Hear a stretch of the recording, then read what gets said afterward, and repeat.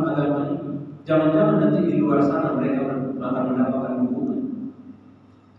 Maka akhirnya Abu Lahab di situ mengusulkan jalan satu-satunya kita bunuh dia. Dan supaya jangan terjadi permusuhan di antara kita, maka kita ambil masing-masing pemuda dari setiap suku. Kita bekali dengan senjata, mereka yang bertanggung jawab untuk menghabisi Muhammad. Dan rencana itu diabadikan oleh Allah. Tapi akhirnya kaum muslimin yang berbahagia, seperti yang dinyatakan oleh Allah, Allah patahkan tipu daya mereka, rencana mereka itu Allah patahkan. Dan ingat, wa makaru wa makarallah wallahu khairul makirin. Ini juga harus menjadi prinsip kita hari ini. Bagaimanapun rencana kafir dan munafik ini, selama kita istiqamah di jalan Islam, selama kita tetap kukuh melaksanakan perintah Allah dan meninggalkan larangannya, maka tipu daya mereka siapkan itu tidak akan berpengaruh apa. Tapi kata kuncinya, kita juga harus istiqamah. Apalagi kita tahu bahwa hari ini upaya orang-orang yang benci kepada Islam itu semakin nyata. Ghazwul Fikr, perang pemikiran itu semakin jelas. Mereka sadar perang dengan senjata, maka umat Islam saat yang kecil pun siap mati sebagai syuhada, dan itu mereka tahu. Makanya mereka mengubah cara perang itu dengan Ghazwul Fikr, dengan cara menghancurkan generasi muda kita dari segala arah. Dan sekarang yang viral Bapak Ibu dan saudara, bagaimana LGBT itu memang sudah semakin nyata diberikan peluang di negeri ini. Saya mendapatkan video yang gemetar saya menontonnya.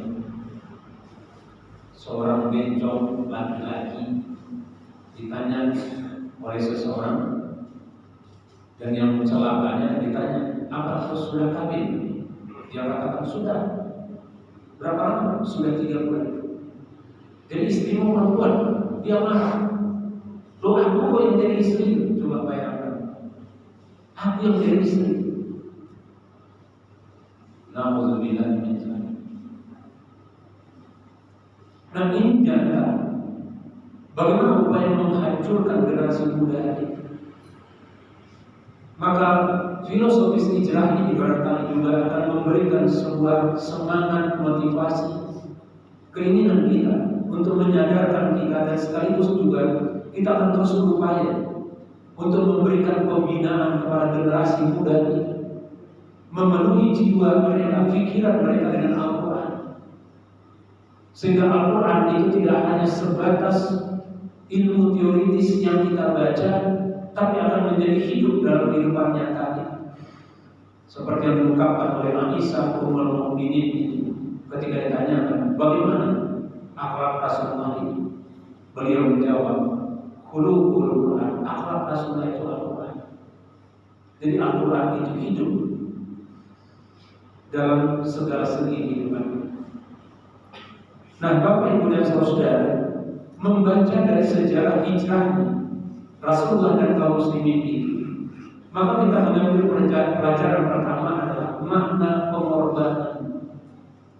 Ini yang pertama, makna pengorbanan. Bahwa di dalam perjuangan hidup kita ini, pengorbanan itu sangat penting. Ketika al-hijrah, begitu Abu Bakar bertanya, ya Rasulullah, apakah kami sudah diizinkan untuk hijrah? Kata Rasulullah, udah, tapi kau tunggu dulu. Abu Bakar bertanya, apakah aku menemani? Kata Rasulullah, iya. Begitu Abu Bakar mendengar bahwa dia akan menemani Rasulullah dalam hijrah itu, dia langsung membeli 2 ekor unta yang terbaik. Keduanya itu dia persiapkan untuk kendaraannya dan kendaraan Rasulullah. Disuruh jaga, disuruh pelihara oleh seseorang. di suatu tempat. Nah, ketika akan berangkat Bapak Ibu dan saudara, Rasulullah bertanya, begitu melihat ada 2 ekor unta, Rasul bertanya, berapa kau beli ini wahai Abu Bakar? Kata Abu Bakar, ya Rasulullah, aku memang sudah siapkan ini untukmu dan untuk aku. Tapi apa kata Rasulullah? Tidak. Kau sebutkan berapa kau beli dan kubayar. Dengan memohon Abu Bakar mengatakan, ya Rasulullah, terimalah ini pemberianku. Kata Rasulullah, tidak. Aku juga harus mempersiapkan kendaraan untuk hijrah kita. Karena ini merupakan momen yang sangat penting dalam kehidupan Islam dan umat Islam. Dibayar oleh Rasulullah. Padahal Abu Bakar sudah memohon agar Nabi Muhammad menerima pemberian hadiah sebuah kendaraan untuk perjalanan mereka Makkah Madinah, tapi Nabi Muhammad menolak. Karena ada kalimat yang sangat berharga. Ini momen yang sangat penting. Bahwa setiap kita berusaha untuk menunjukkan dan membuktikan sekecil apapun pengorbanan yang bisa kita lakukan. Rasulullah sadar Bapak Ibu bahwa hampir semua umat Islam yang tadinya memiliki harta kekayaan sebagai pedagang di kota Makkah itu, tapi karena ada perintah hijrah meninggalkan Makkah, mereka tinggalkan harta kekayaan mereka itu karena untuk menjaga iman mereka. Begitu hebatnya pengorbanan mereka. Maka Rasulullah tidak mau tinggal seperti yang mereka lakukan. Jadi beliau sebagai pemimpin tidak hanya menyuruh dan memerintahkan, tapi beliau juga menunjukkan dan memberikan contoh bagaimana sikap pengorbanan. Itulah seorang pemimpin. Makanya Bapak Ibu dan saudara, kalau kita baca dalam surah At-Taubah pada ayat yang ke-20 itu, Allah memang sudah menggariskan, alladzina amanu wa hajaru wa jahadu fi sabilillah bi amwalihim wa anfusihim a'zamu darajatan inda Allah wa ulaika humul faizun. Orang-orang yang beriman dan mereka berhijrah dan berjihad di jalan Allah bi amwalihim,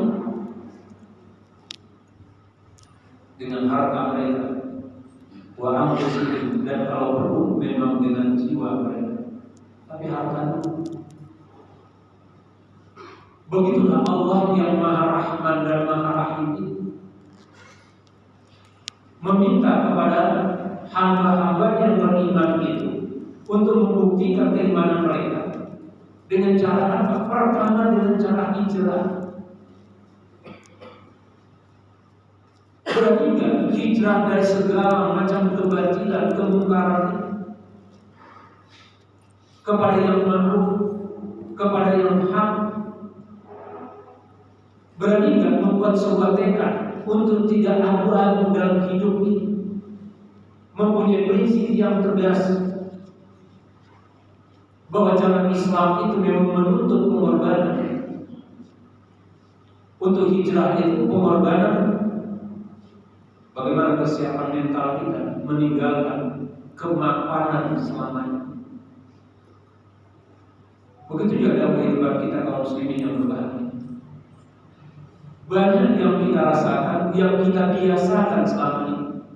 Tapi setelah kita terus belajar dan belajar, kita menemukan kenyataan terlalu banyak kebiasaan-kebiasaan yang harus kita tinggalkan untuk kita boleh melangkahkan kaki kita di jalan Islam yang lurus dan benar. Luas lagi, maka dibutuhkan pengorbanan harta. Jadi dalam peran pemikiran sekarang Bapak Ibu sangat dibutuhkan memang pengorbanan harta. Bagaimana kita juga harus mempersiapkan lembaga-lembaga pendidikan kita yang terbaik, mengimbangi lembaga-lembaga pendidikan mereka. Bagaimana kita juga mempersiapkan guru-guru yang tidak hanya sekedar kita tuntut pengorbanan mereka, tapi kita juga berpikir untuk kesejahteraan hidup mereka.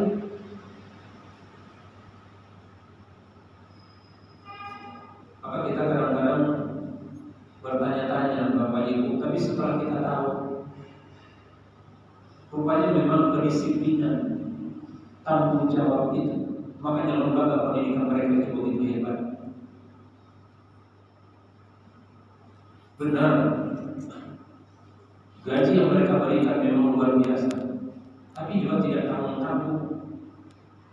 Saya mendapatkan informasi Bapak Ibu kalau di lembaga pendidikan mereka itu 5 menit saya terlambat itu dipotong. Bukan kecil kok potongannya. 5 menit saya terlambat dipotong.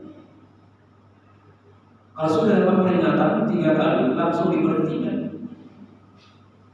Nah, lembaga pendidikan kita ini kan terlalu banyak menenggaklah, mempertimbangkan inilah. Kalau terlambat, kita hanya segera bertanya, kenapa kok terlambat? Dia pun membuat alasan, beribu alasan.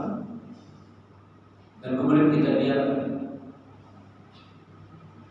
Padahal sebenarnya Bapak Ibu, banyak juga lembaga-lembaga terbaik kita yang gajinya sama dengan gaji yang diberikan mereka. Cuma karena kedisiplinan, penegakan disiplin. Maka kembali kita kepada makna pengorbanan tadi. Kita memang dituntut untuk berjuang, berjihad, bersungguh-sungguh menghadapi seperti yang dihadapi oleh generasi awal ini. Mereka korbankan jiwa mereka dan harta mereka. Tapi yang diminta oleh Allah itu harta dulu.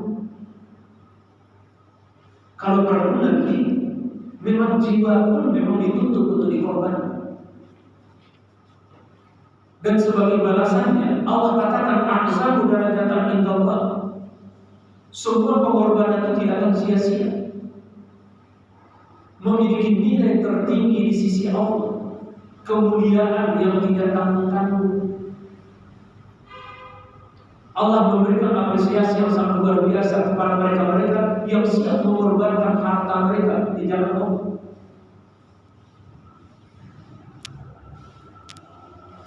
Wa ulaika humul faizun, mereka orang-orang yang menang dan beruntung. Nah, oleh karena itu Bapak Ibu dan saudara, sekecil apapun pengorbanan yang kita berikan, itu akan menjadi nilai di sisi Allah Subhanahu wa Ta'ala. Mari kita berpikir untuk bagaimana kita berusaha untuk memberikan yang terbaik yang bisa kita lakukan untuk perjuangan Islam ini. Bisa dengan harta kita korbankan. Bisa dengan tenaga kita berikan. Bisa dengan pemikiran, keilmuan yang kita berikan. Nah, kalau semua potensi ini kita satukan dengan prinsip bahwa kita akan memberikan yang terbaik untuk perjuangan Islam ini, insya Allah kejayaan Islam itu akan kembali. Kita sekarang Bapak Ibu mayoritas, tapi ternyata kita adalah umat yang tertindas. Aneh. Justru malah yang menunjukkan kebencian kepada Islam itu justru adalah orang-orang Islam sendiri. Boleh jadi karena mereka tidak tahu atau memang tidak mau tahu,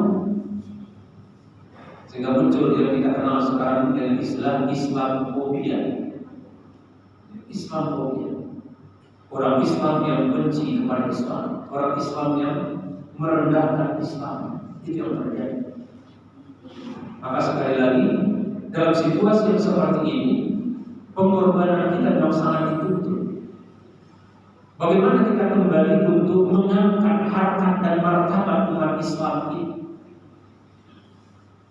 Itu harus kita lakukan. Nah, yang kedua, Bapak Ibu dan saudara, makna hidup. Kita ingat kembali ketika Rasulullah akan keluar dari rumah untuk melaksanakan hijrah ini. Rasul memerintahkan kepada Ali bin Abi Thalib, "Wahai Ali, kau tidur di tempat tidur, pakai selimut." Dan itu diterima oleh Ali. Padahal Bapak Ibu dan saudara, tugas itu bukan ringan. Risikonya jelas. Karena di luar orang sudah mengepung rumah Rasulullah ini. Niat mereka adalah untuk menghabisi Nabi Muhammad. Nah, kalau ternyata nanti mereka tiba-tiba masuk tidak peduli dan mereka yakin kalau yang tidur itu Nabi Muhammad, langsung mereka tikamkan pedang mereka, apa Ali tidak mati? Tapi ketika Ali dipilih oleh Rasulullah, ya Ali, kau tidur di tempat tidur, pakai selimutmu itu. Maka Ali langsung menerima dengan penuh kegembiraan.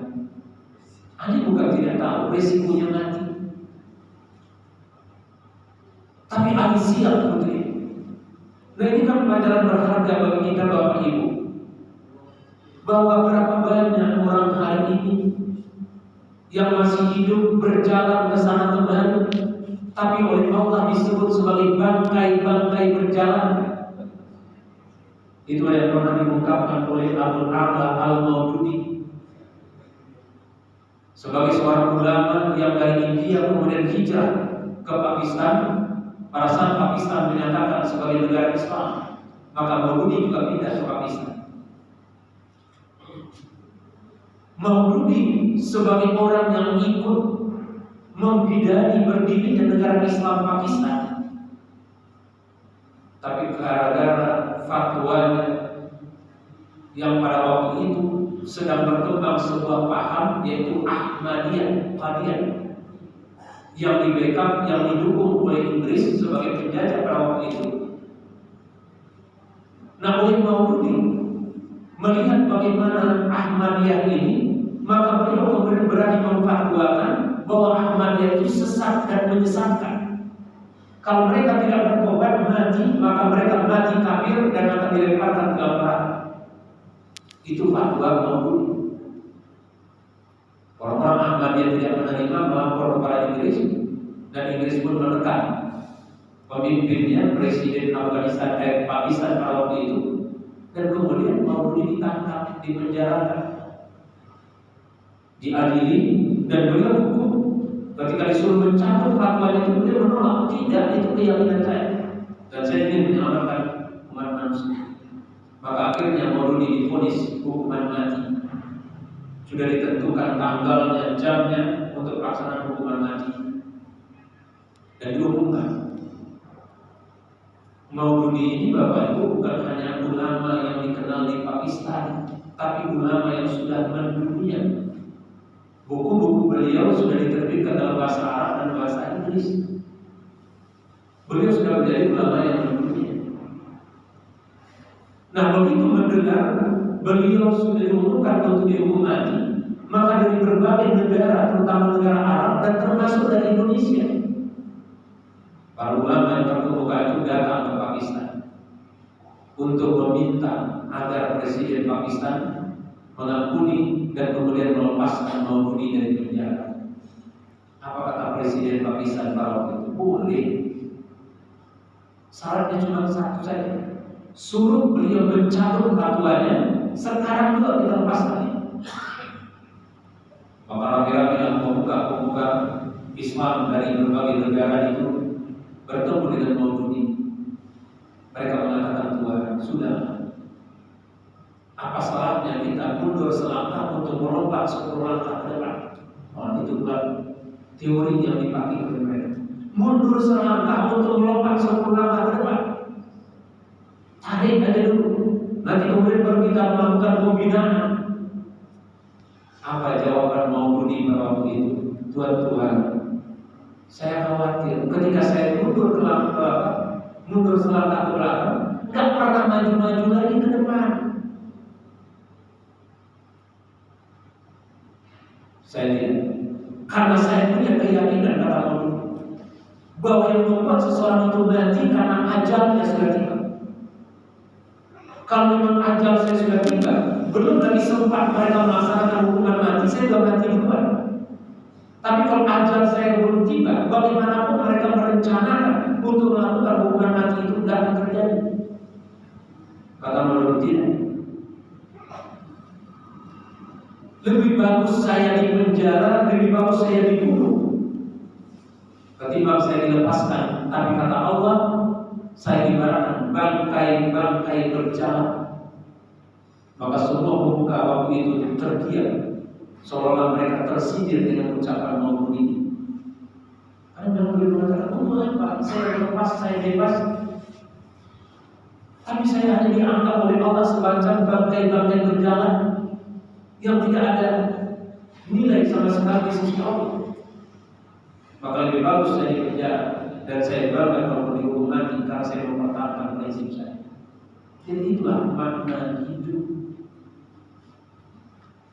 Jadi Bapak Ibu dan saudara, surah Al-Imran ayat 169 diantaranya menyatakan, wala tahsabanna alladziina qutilu fi sabilillahi amwaatan.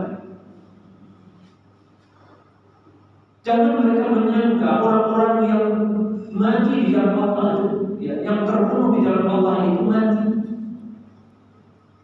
Apa kata Allah? Bal ahya, akan tetapi mereka hidup inda rabbihim yurzaqun, tapi mereka hidup di samping di sisi Rabb mereka dan mendapatkan rezeki. Dia itu karunia. Nah, oleh karena itu Bapak Ibu, bagi kita orang-orang yang beriman itu meyakini benar kematian itu bukan akhir segala-galanya. Kematian itu hanya sebuah perpindahan dari alam dunia ke alam barzakh sebagai tempat penantian di mana kita semua nanti akan dibangkitkan di yaumul qiyamah untuk hidup di alam akhirat.